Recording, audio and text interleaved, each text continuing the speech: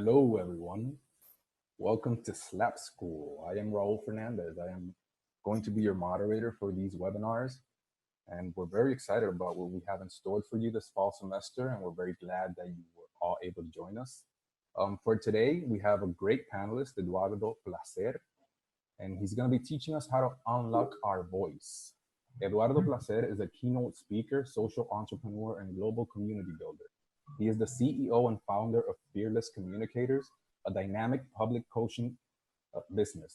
He is global facilitator that has led workshops with groups at Google, Bank of America, Merrill Lynch, TopTal, HBO, and the Wharton School of Business.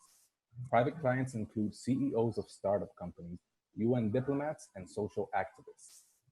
He was a professional actor for 15 years, working all over the country in over 38 plays and musicals. This training and experience has led him to develop a physical and mental approach to hack the fear of public speaking.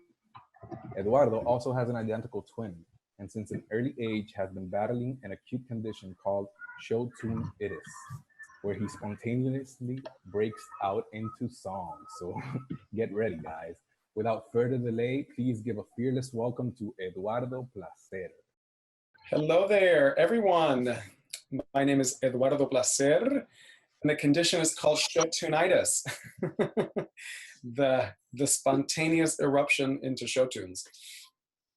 So thank you so much for that introduction, Raul. And I see that we have Aaron, Anastasia, Eileen, and Pat on our call today, and thrilled to be spending the next hour or so with you in this conversation of unlocking our voice. So there's I love that I just like naturally gravitated and magic. There it is. So just as an opportunity to get a little bit related to you, if you don't mind, just like in your in the chat space, just maybe telling me a little about what city you're in, perhaps what your job title is, what you're looking to get out of the workshop. That would be really useful for me, just so I can be present to that as I'm creating. So you can do that as I start sharing a little bit right now. So the idea of unlocking your voice, public speaking, the statistic is that 75% of people have speech anxiety. And I believe that 75% of people have speech anxiety, and then 24% lie. So it is definitely an epidemic. It is something that impacts everyone. I have done work all over the world, and it's a persistent complaint in every space that I go, that people have this fear of public speaking. And my gut and my commitment is to disrupt that. So I see that Anna's from San Francisco, you're a compliance analyst, and you have many friends with show-tune-itis. I love that. We'll have to connect about that afterwards. And Pat is in Montreal, coaching. You want to improve your business in every area. Fantastic. Welcome. It's so great to have you here. Thank you for writing in. So today, like what I'm really interested in is very practical information. So my goal is to give you 3 very specific tools on how to understand your body when it shows up to the event of public speaking, and also 3 very specific mental hacks on how to show up powerfully when you speak. And then I'm also looking to have a conversation about a whole new different paradigm within which to look at the event of speaking. So hi, Aaron, you're an aspiring YouTuber actor. You live in San Francisco. You're interested in learning what we have to say. And Eileen from New Jersey, you're a handbag designer and you're afraid of public speaking. I totally get you. I just love the diversity of this group. We have some people from San Francisco. We have some people from the East Coast. We have some Quebecois. I'm Cuban American, so my family fled Spain because of Franco and Cuba because of Castro. So it's the 20th century, fascism, communism, and they came to the US in the early 1960s. And I say that because Spanish is actually my first language, and it's very important for me to be both bilingual and bicultural. So anyway, new topic. So when we're talking about this incident of speaking and public speaking, I want you to think about your most embarrassing public speaking moment. Okay? And as you're thinking about your most embarrassing public speaking moment, maybe just write a couple words about what that experience was like, or what the feeling was like, maybe when it was for you, if you can remember that moment. It's something that we, again, I think across the board as human beings, we share. And I'll share a little about mine. So it was second grade. It was Mrs. Fox's class at Pinewood Acres Elementary School in Miami, Florida. And it was show and tell. And for those of you who may not know, show and tell is an opportunity when elementary school students will bring in some object and then they stand in front of their class and then they share about it. So it's your early public speaking experience. And I was in second grade, and I had this little pet gray, well, it's not really a pet because it was a stuffed animal, but a stuffed animal gray seal that I brought in to the class, and I was so excited to share about it, and I practiced my speech. And I stood in front of the class, and I looked at everyone, and I said, seals are mammals. They live in the water, they eat fish, and sometimes they're eaten by sharks. And then I was like, yes, done. And then I started walking back to my seat, and then I thought, wait a second, there's something else that I want to share.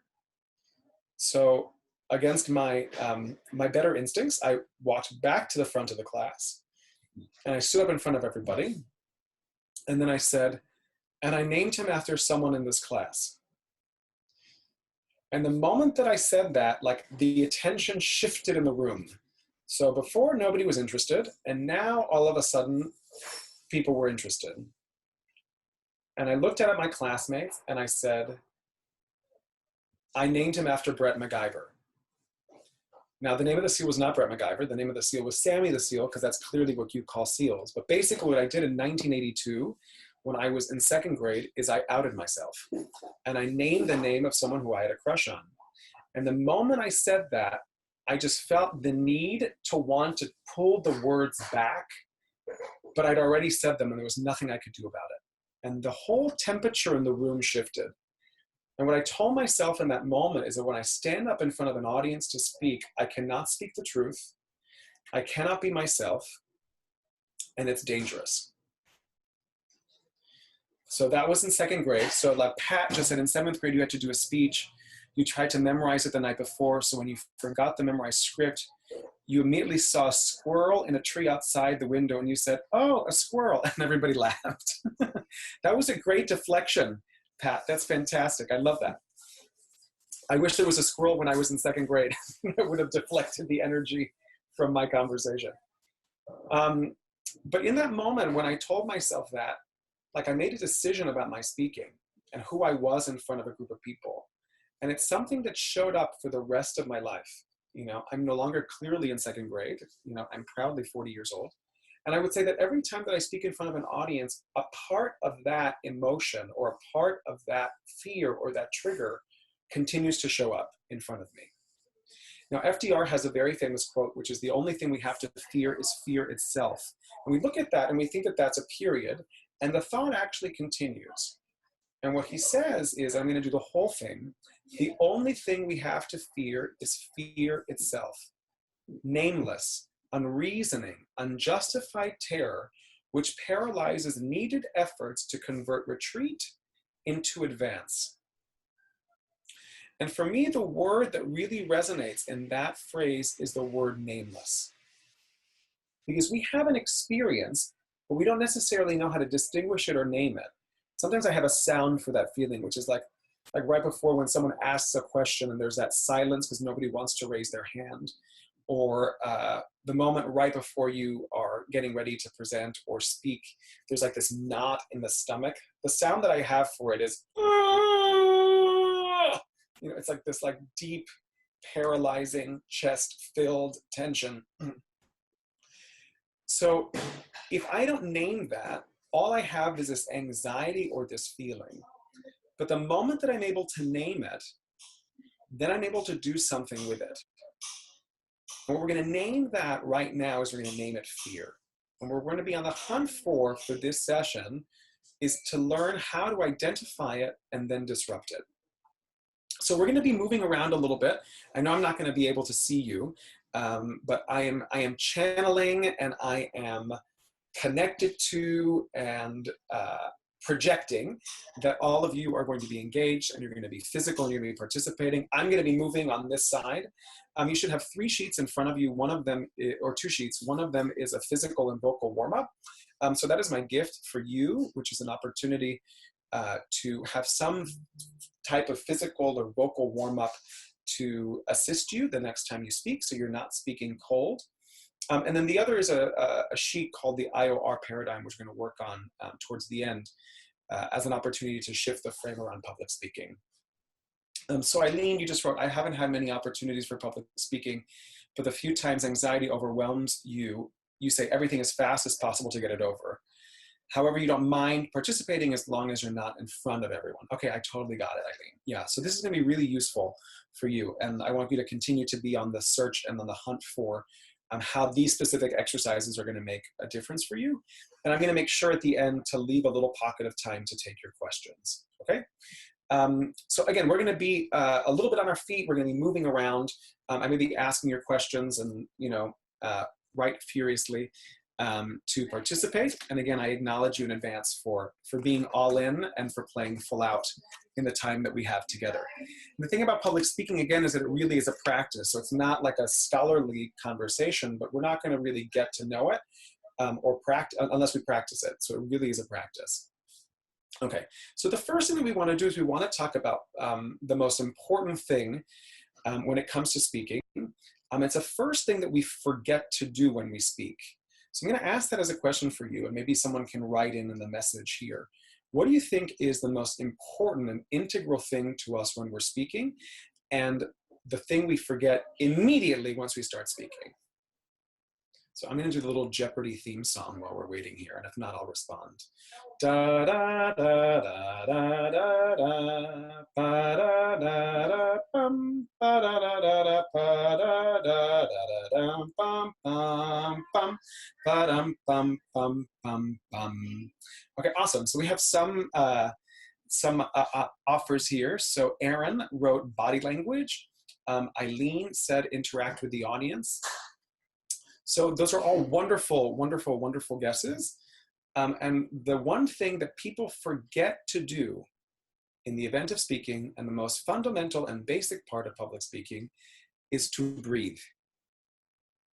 Ah, there we go. Eileen, you got it right as I said it. You wrote down breathe.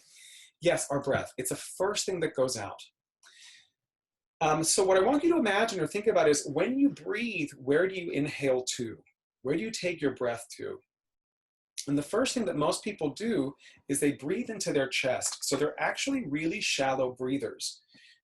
So some of you have already written that when you speak there, you like lose track of your thought. The mind starts racing, you start speaking as fast as you can.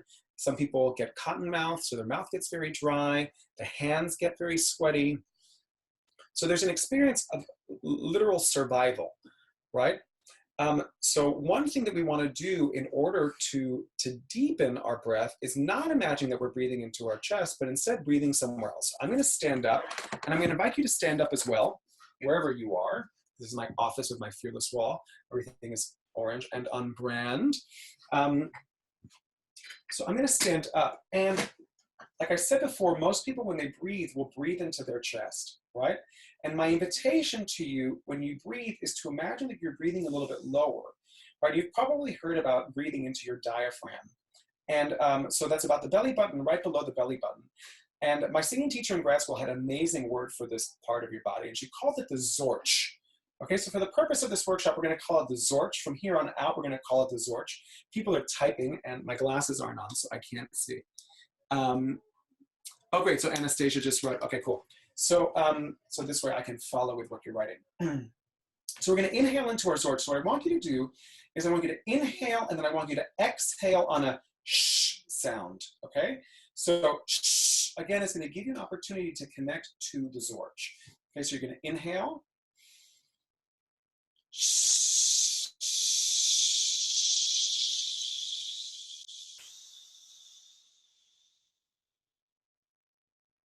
and if you weren't standing up when you do that, I'm going to invite you to stand up again. Again, I'm not going to know if you're standing or not. But I'm going to invite you again to stand, and I'm going to invite you again to take a deep breath, and again inhale and then exhale on a sh sound. okay? So inhale.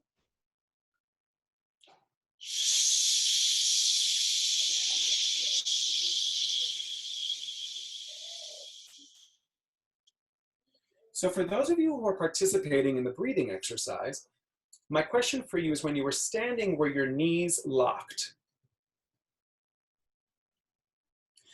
Now, the vast majority of people, so if your knees were locked, I do invite you to write yes. So Anastasia is right, yes, until you said that. Awesome. So Anastasia and Aaron, awesome that you're noticing that. Thank you guys again for participating. The first thing that we do when we stand up is we lock our knees. Now, has anyone ever served in the military? Or does anyone know what they tell you not?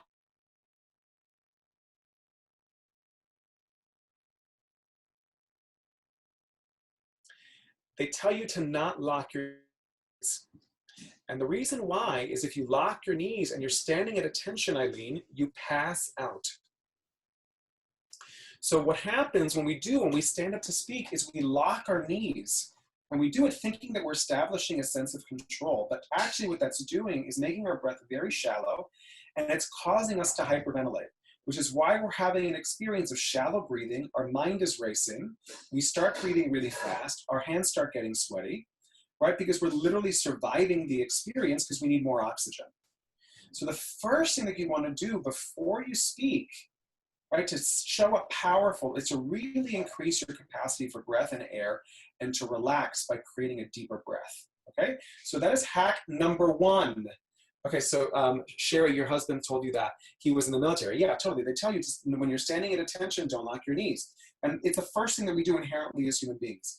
I always know that my knees are locked because I start moving my toes back and forth.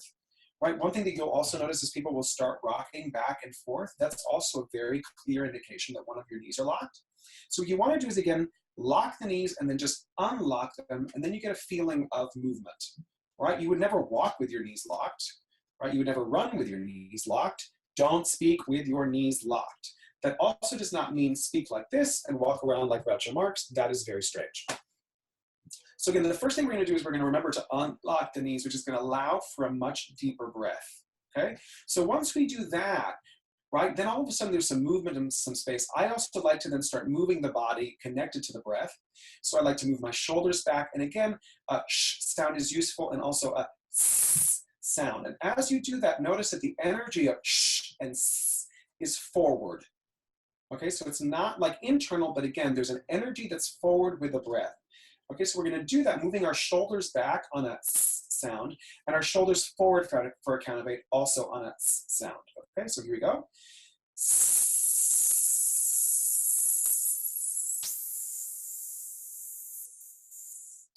And forward for a count of 8.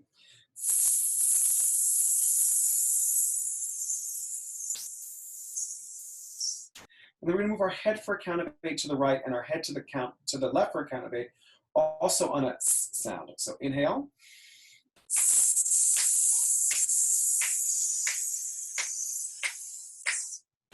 And then to the left for a count of 8.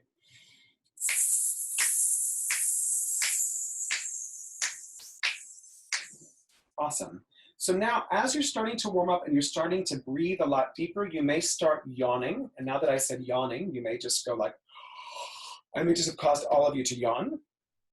It's perfectly fine to yawn. The reason why we yawn is because our body is craving more oxygen. So notice that by the time towards the end of the day, especially like now, it's 3 o'clock Eastern Standard Time, right? I'm a little oxygen depleted. I've been walking around hyperventilating myself for most of the day. So this is a great opportunity to get grounded and connect again to the breath, okay? So now another really great tool is this, which helps to relax by focusing the energy on your lips. And you're gonna blow out your lips and you're gonna do it like this. Okay, so I'd like you all to try that. And if you can't do that, you have lip tension. Dear diary, I learned today in the Silver Lining Workshop that I have lip tension. That is nothing to be fully fetal about, nothing to get upset about, but a lot of people do carry lip tension. So it's something that we want to start warming up. And one thing that I like to do is move my body around like that. So moving out, oh, awesome. So Charlene has lip tension. Awesome. Wait, you found out about that. Yay. Amazing. We honor you. We honor you for having your lip tension, and we honor you for acknowledging it. So what we're going to do is we're going to shake our body out as we blow out our lips.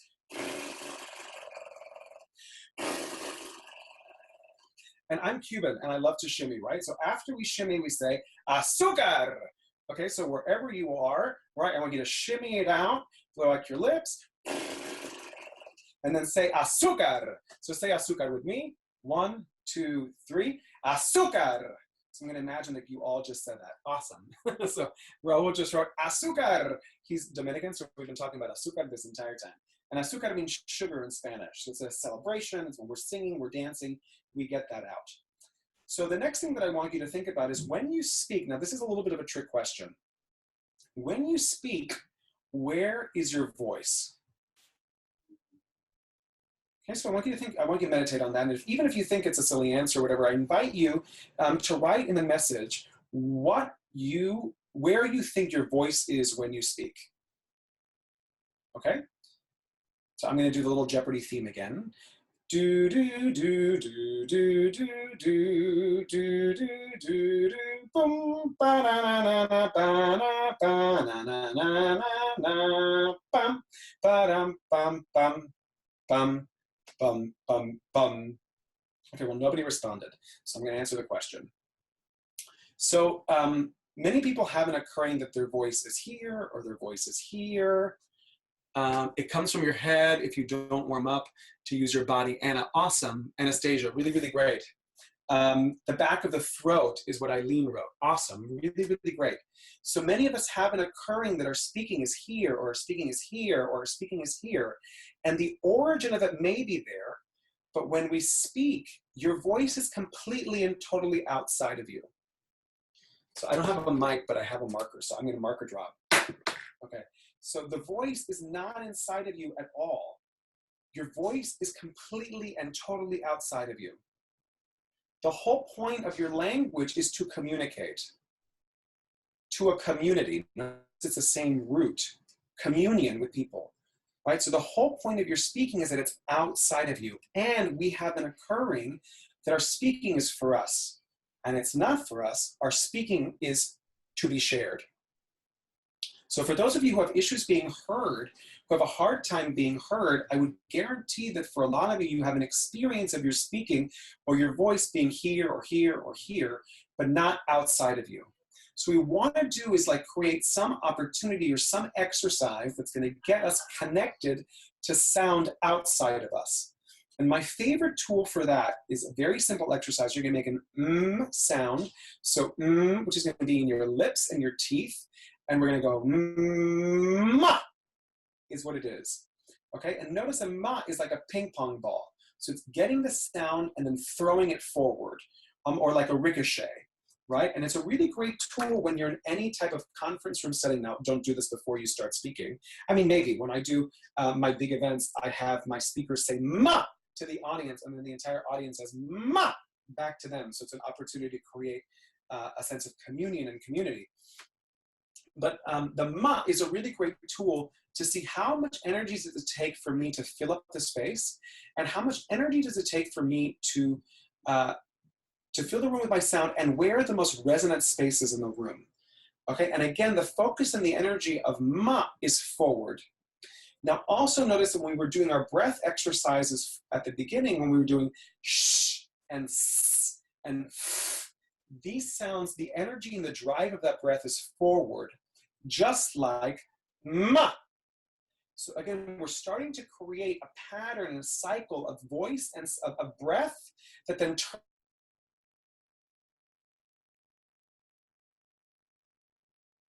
to be shared with an audience. Okay, so the next thing that we're going to do is we're going to look at 3 different places where we carry tension. So the first hack that I told you was about locking the knees, right? So unlock your knees when you're speaking. And the second is this idea that your voice is not inside of you, but your voice is outside of you. So how do we use breath initially to like create a pattern for sound to come out? And then what is the physical manifestation of that sound coming forward with a tool like ma? And now I'm going to sit down. So I invite you to sit down if you're still standing. And we're going to look at three different parts of our bodies where we carry tension. Okay, so the first place that we carry tension is our jaw. Okay, so what we want to do is start drawing attention like we did initially with the lips. So I think it was Charlene who acknowledged that she had lip tension. Thank you, Charlene. What we're going to look at is three places where we carry tension in our body that you wouldn't even necessarily realize that you carry tension. So the first place that we're going to look at is our jaw. What I want you to do is I want you to put your hands on the where the upper jaw and the lower jaw meet, okay? And you're gonna know you hit the spot because it hurts, okay? I do this multiple times a day and it still hurts. So you're gonna know that you hit the spot. When you find the spot, feel free to write in, I found it, I got it, eureka, you know, I found the spot. It's right there when where your upper jaw and your lower jaw meet, and we're gonna shake it out on breath first.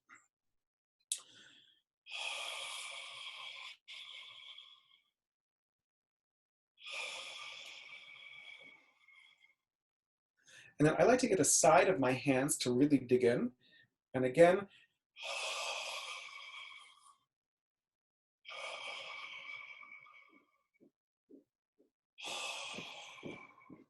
okay, great. And then now what we do, because we've started with breath, we're gonna start adding sound, okay? And that looks like this.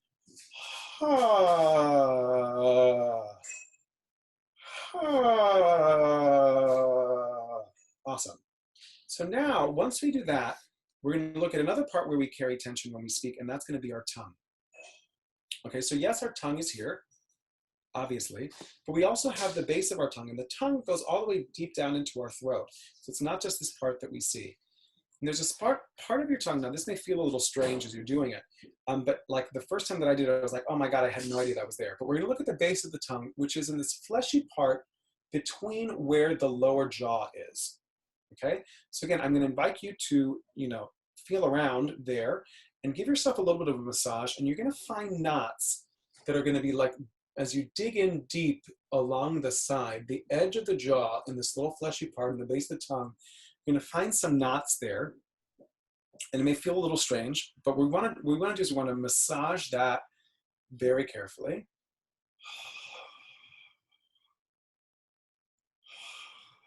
And again, if you found something that you've never discovered before, a place of tension that you're like, oh my God, I had no idea that was there, feel free again to write eureka, jaw tension, lip tension, tongue tension. Oh my God, I had no idea.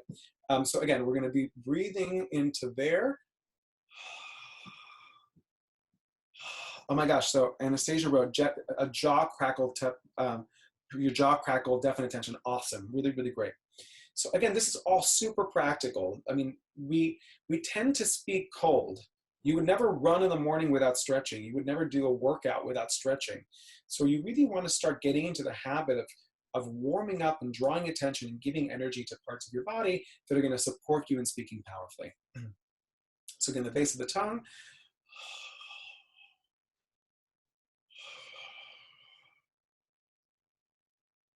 And then shake out your tongue. I bet that's never happened before at a silver lining SLAP school. And now we're going to do is we're going to go down our larynx. Now we're going to be really careful because clearly there are lots of major arteries and veins in our throat. So we want to be really gentle and massage the side of our throat. Again, on breath.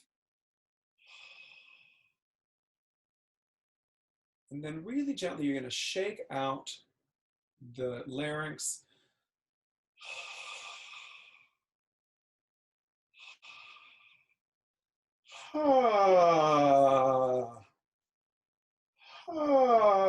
And again, the focus of the sound with the jaw, with the tongue, and with the larynx is all forward, right? We don't want to be in our throat when we're stretching ourselves out. So not ha, so not down in our throat, but again, forward and out. Ha, as we do that, okay? So that's our jaw, our tongue, and our larynx, which are three parts, again, of your body that you may have never even thought to warm up or give attention to or give a little bit of love to before you speak. So I also have now a little bonus extra. So as I'm about to share the little bonus extra treat here. My invitation is for you to maybe, write down in the message area one takeaway that you got out of this conversation about your body and your body as it participates in the event of speaking. If there's something you're like, oh wow, I never thought about it in this way, or this is something new that I'm going to take going forward when I speak. A practical tip, a useful tool to serve me going forward. So I want you to reflect on that, and feel free to type that in the message center. And we're going to do that as I'm also now sharing about the little bonus opportunity here. So I just looked at my clock and it's 3:33. So Mare to break a leg, good luck to everyone. That's a beautiful omen. So for those of us who are on Eastern Standard Time. So the next little tip that I'm going to share with you is it's an evolution of the ma. So Aaron wrote, never realized all the different places you hold tension, like the tongue and the neck, for yourself. Awesome, really great. It's like really drawing attention to your body, because again, speaking isn't just an intellectual exercise. It's a physical, it's a spiritual, it's an emotional exercise as well. For Charlene, that your voice is outside. Awesome, fantastic. I hope that really serves you when you think of like your voice as something to share, with the world, to not hide, to like really give it as a gift. So Eileen, the jaw exercise, setting your body's tension. What about neck tension? Totally there. I think a lot of us do realize that we carry neck tension, and there's something specific about thinking about the larynx specifically, not just the tendons and the muscles of our neck. So I think we are present to that as a source of tension. And I think thinking of the larynx specifically as something distinct is a useful addition to any type of stretching. And Anastasia also said the jaw and the tongue, which is awesome. Okay, so now to my specialty. I love all your contribution. It's fantastic. And the little bonus gift. Aren't you excited about that? I mean, I can barely contain myself. It feels like Christmas, Hanukkah, and Kwanzaa all at the same time. So I want you to repeat after me. And it is ha-ha-ma, ma. Okay, so we're going to do that again. Ha-ha-ma,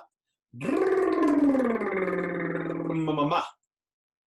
So now the reason why we do that is, what do you think is the most important word in a sentence for an audience to hear? So I'm going to ask that again. What do you think is the most important word for an audience to hear when you're speaking out loud, when you're speaking in a sentence? I know the structure of that was grammatically off, but I think you get the gist of it. I'm going to do the little Jeopardy theme song here. Da da da da da da da, ba da da da da, ba da da da ba da da da da. Bum, ba-dum, bum, cha, cha, cha. Again, honoring my Cuban people. So Eileen, thank you for participating. You're fantastic, Eileen. I love how much you're contributing and participating here. It's fantastic. So Eileen wrote the verb. Awesome for effort. And yes, when you are speaking, it is really important to hear the verb. I think that's an operative word within which to speak. The most important word for us to hear when you're speaking is the last one. The last word. And notice that a lot of us, when we start speaking, we're going to start speaking with lots of energy, and then we trail off and there's no energy at the end.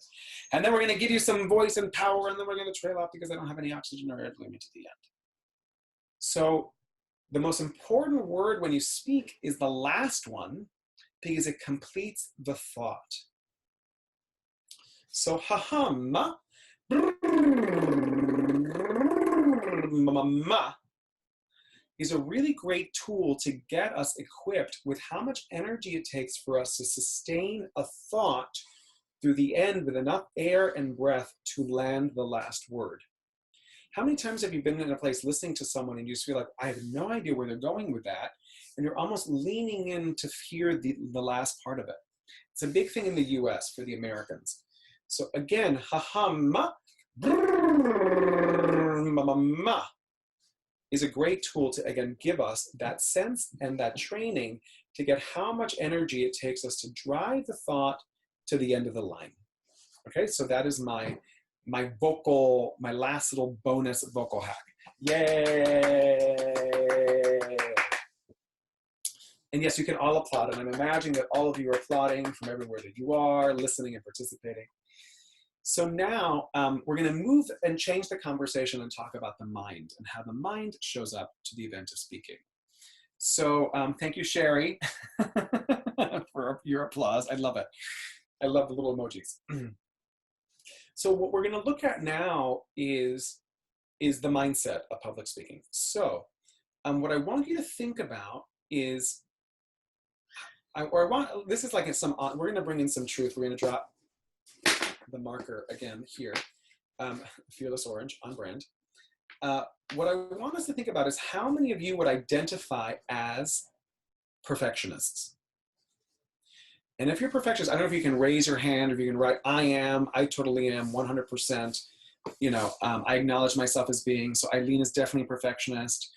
Erin is guilty, awesome. If this is turning into a support group for, perfectionists. Pat is a reformed perfectionist. Charlene, Raul is a perfectionist. Yeah, all of us. Look, welcome. Look at where we find ourselves in entrepreneurship, you know, and at the SLAP school. Sherry says, pray for me. We will be praying for you. This is actually perfect. So, guess what? It's never going to be perfect. That's mind hack number one. It's never going to be perfect. So get over it. And perfection is a false goal. And I'll share with you, you know, I come from my family background. I said before, I was Cuban, and I love that Sherry wrote, pray for me. So my background is Catholic. So I was raised Roman Catholic. And I consider myself very much a secular humanist, and I'm a practitioner of all faiths and traditions. And one of the things that I have carried on in my Catholicism for my youth is this beautiful idea that we have in Catholicism called absolution, where you can be absolved of all your sins. No matter what happened, you did, do 3 Hail Marys, and then you're done. You're forgiven. On to the next thing. So what I started practicing, and as my dear friend, my fellow Dominican Raul shared, I was an actor for over 15 years. And I myself I'm a recovering person who with debilitating stage fright and fear and shame around the event of speaking. And I realized that I had this experience of being completely and totally paralyzed, because I was constantly playing this game of trying to be perfect. I have a client who was an internationally ranked rhythmic gymnast. And every time she missed qualifying for the Olympic Games by 1/100th of a point.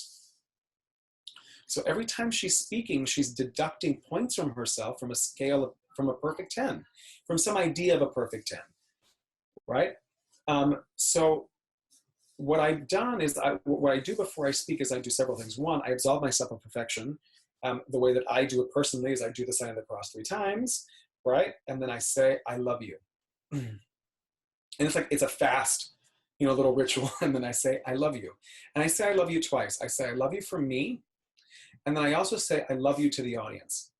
So what I'm doing is I'm giving myself the space for myself to be present for and comfortable with all of my imperfection, right? Because it is in my imperfection that my perfection is, because that is where my humanity lies, right? No one wants a machine up there. Nobody wants a robot. What people want is a living, breathing, speaking human being. And the other thing that I'll share with you is that if your energy and your focus is in your head, your energy and attention isn't where it needs to be, which is with your audience.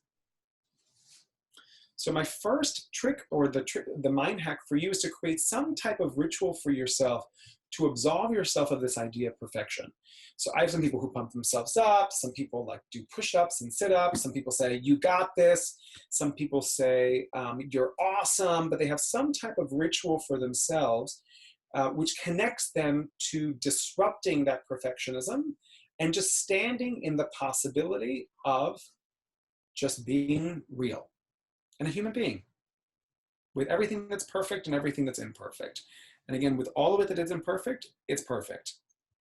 So I want you to think about that and maybe meditate for yourself, and maybe have a sheet of paper next to you, or maybe in the message, think about or share like one ritual that you may have to, again, disrupt this perfectionism. The second thing that I'm going to tell you to do, that I'm going to share with you, is something which we call the pre-beat in the theater. So the pre-beat is the moment before you speak. Okay, now in the theater, we talk about the pre-beat is the moment before an actor walks on stage, or the moment before a scene, right? And the pre-beat is the moment before you speak. And notice that most speakers, or most times when you're asked to speak, the first thing we do is we false start. So it's on your mark, get set, go. There's no pause. There's no moment of hesitation. There's no moment to gather yourself before you launch off into speaking. Okay, so that's the first thing. That's the next thing I want you to do, is to really focus on that breath, on the pre-beat, because that pre-beat is going to silence the mind with breath and focus the mind. Okay, so again, we call that the pre-beat. So that's the second thing that I want you to think about. So the first is some type of absolution of perfection, getting rid of that narrative.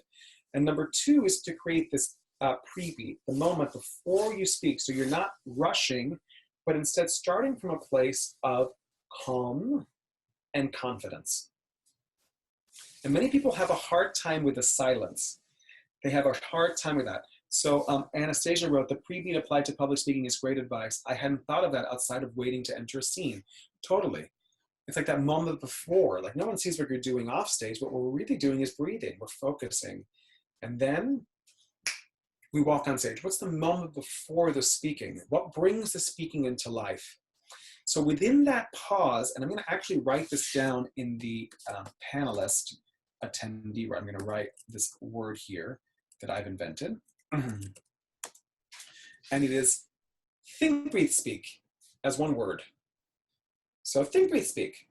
So it's not think, then breathe, and then speak, but it's one thing. Think, breathe, speak. So we're talking about think, breathe, speak. Now, many people will do this because they're nervous or they're anxious when they're speaking. They'll do this. Okay, so now I'm going to talk to you. So I calm myself down and now I'm going to talk. And now I'm going to continue talking to you because I'm continuing to calm myself down. And now I'm going to continue talking to you. But notice that what I'm doing in that is I'm inhaling, I'm exhaling, and then I'm speaking.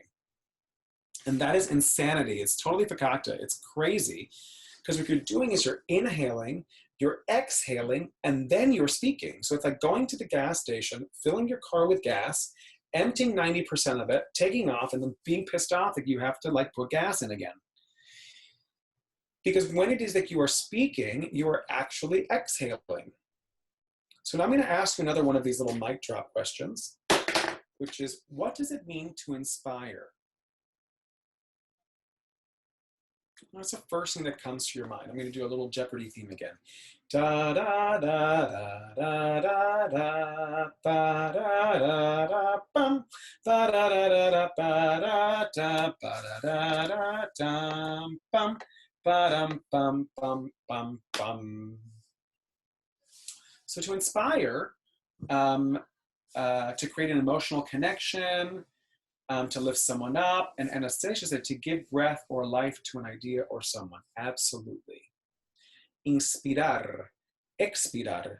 To inspire and to expire means to also breathe in and to breathe out, and to give breath to. So in order to inspire, you have to breathe people in. So it's all connected to the breath. Notice that's the first thing we talked about today. The first thing that we forget to do is breathe. And I'm sure that all of you are powerful leaders committed to inspiring people who are listening to you speak. You can't do that without the breath. You can't do that without your breath. What we're inviting you to do is to have a thought, connect the breath to the thought, and then from there speak. So that's the moment, the pre-beat, is in that pause, taking a moment, thinking, what is it that I'm committed to? Breathing into that, inhaling, and then giving voice to that and sharing that as a context. Okay, so that is think, breathe, speak. So now what we're going to do is we're going to do a quick little exercise. So I invite you to take a sheet of paper. So have a blank sheet of paper or a little Post-it note or something you can write on. Okay, we're going to do this quick little exercise. And what I want you to think about is, what is your biggest fear that you think the audience is thinking about you when you speak? What do you think they're thinking? What do you think the audience is already thinking? What is your fear that you think they're thinking? Okay, and I'm going to give you, like, again, a little Jeopardy theme time for you I invite you to write it down on a sheet of paper, and then I also invite for you to write it into the message as well. And I'm also going to write mine. So I'm reading a little Jeopardy theme. Again, find a little sheet of paper. We're going to write down whatever it is that we think it is that you imagine. Again, you fear the audience is thinking about you. Okay, so I'm going to try to write and do the Jeopardy theme at the same time. Da da da da da da da ba da da da da ba ba da da da da da dum ba dum bum bum bum bum bum bum. Awesome. So I'm going to share mine first as an invitation, right? And then I invite you to just write in your message and just take that as a moment just to, honor whatever's there. I do this workshop all over the world. I have this conversation all over the world. I guarantee you there's nothing that you're feeling or thinking that no one has shared before. So this is what I came up to as I was multitasking and I was singing and writing at the same time. I wrote, too much, too gay, and a fool. So Eileen, you wrote, I'm boring, not getting my message to them clearly, so they don't like it. I totally got it, Eileen. I'm totally present to that. Anybody else have anything else that they're imagining their audience is thinking that is a manifestation or reflection of their fear? I'm not an expert. They do not understand me. I totally got it, Charlene. Absolutely. I fear that my audience isn't interested in myself, that I'm ugly, boring, or what am I talking about? For Anastasia, being overbearing. Totally got it. Scary because you can be loud and that you're tall. I totally get it, Anastasia. I totally get it. And it's something with a lot of people who are very tall is they try to diminish their size because they're so noticeable. I'm 5'6", so I'm constantly trying to make myself look bigger. So awesome. I really acknowledge you all for your vulnerability and your honesty and really sharing that. And what I'll share with you again, I do this exercise all over the world and it's the same experience. We are all on a stage and our biggest fear about ourselves is manifested and we think that that's what the audience is thinking about us. And in reality, none of us are mind readers, so we have no idea what they're thinking. And yet we perpetuate some thought about ourselves that diminishes us into the space. And what I'll offer you is that that's the experience that we're going back to the beginning, that nameless fear. That's it. What you wrote is that tightness in the chest. That's the experience. So the question is, now what do you do with that? Anastasia wrote, I love your sound for that. Feel free to use it at any time. It reminds me of, I think it's Dumb and Dumber, the movie where they have the most annoying sound in the world. I think that's where I stole it from. So my invitation for you, look at this, that I'm too much, that I'm too gay, and that I'm a fool, right? Now, I invite you, is that your experience of me? No, absolutely not. Totally. Well, thank you for sharing that. And get that there was a little bit of risk of me to even offer that, because again, that's my biggest fear. So it's very possible that somebody would be like, absolutely, you are too much, you are too gay, and you are a fool, right? And I am all of that. And I don't have anything about it, right? And yet that fear persists. So my invitation is to grab whatever it is that you have about that and do this.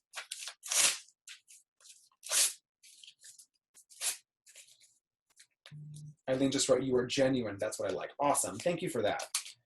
The term authenticity is what I love, right? So now in that space, I hope you've torn up your little sheet of paper. You can have a little, confetti parade, and like all of a sudden, there's some space and some room. So now we're going to talk about this IOR paradigm, because my invitation is for you now to think about, in the face of that, if we put that aside, if we take that away, who do you get to be? Who do you get to create yourself to be? Awesome, Anastasia, myself. Now, how would you describe, like, what are some adjectives, what are some words that you would use to describe yourself? Like, who do you get to be that's specific in front of an audience? And Anastasia, thank you for playing ball over here and typing myself. So what are the qualities of yourself that you would get to be? Funny, intelligent, real, awesome. So who I get to be for my audience is funny. Who I get to be is real. I get to be authentic. I get to be intelligent. Awesome. You can be powerful. You can be loving. You can be compassionate. You can be generous. So Anastasia wrote, or Aaron wrote, oh, Aaron wrote funny, intelligent, and real. Anastasia wrote knowledgeable, compassionate. Aaron also wrote relatable. Awesome. These were all really great. Eileen, talented, articulate, expressive. So good. So like I invite you, as you fill that out for yourself, to be focused on who I get to be for my audience is that talented, articulate, and expressive. I get to be confident, powerful, and joyous. I get to be inspiring and loving and genuine. I get to be a champion. I get to be open. I get to be free. I get to be playful. I get to be funny, right? So I invite you to look, and some of you are already adding. For those of you who haven't added, I invite you to find a word or two or something that would connect you to a way of being that, frankly, honestly, you don't have to like try. It's just authentically who you are. All you have to do is breathe into it and it's present because you choose it. Okay, so now that's the intention, that's the I part. So now for the O part, what I want you to think about is, so that's the outcome, which is, what is the outcome? What experience does the audience have, or what experience does your listener have because you're knowledgeable or compassionate, Anastasia?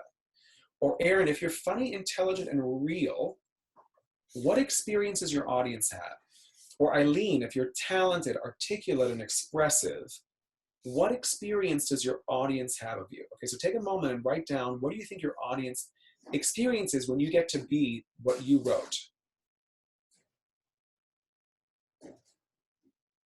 They learn something new, they can feel comfortable. Awesome, so they learn something. They're comfortable, awesome. They hear you, they become empowered. So for Charlene, maybe they're listening. So when I get to be, who else? They can experience a friend, someone who's rooting for them. Great. So they have an experience of having a champion, of friendship, of warmth, of connection, right? All of that's so powerful, so useful, really great. And then the last part of it is the result, right? And the result is like, what do they get to, what's the result of the conversation? So if this is for your business, maybe it's a sales conversation. Maybe you get a client. Maybe you get invited to speak at another venue.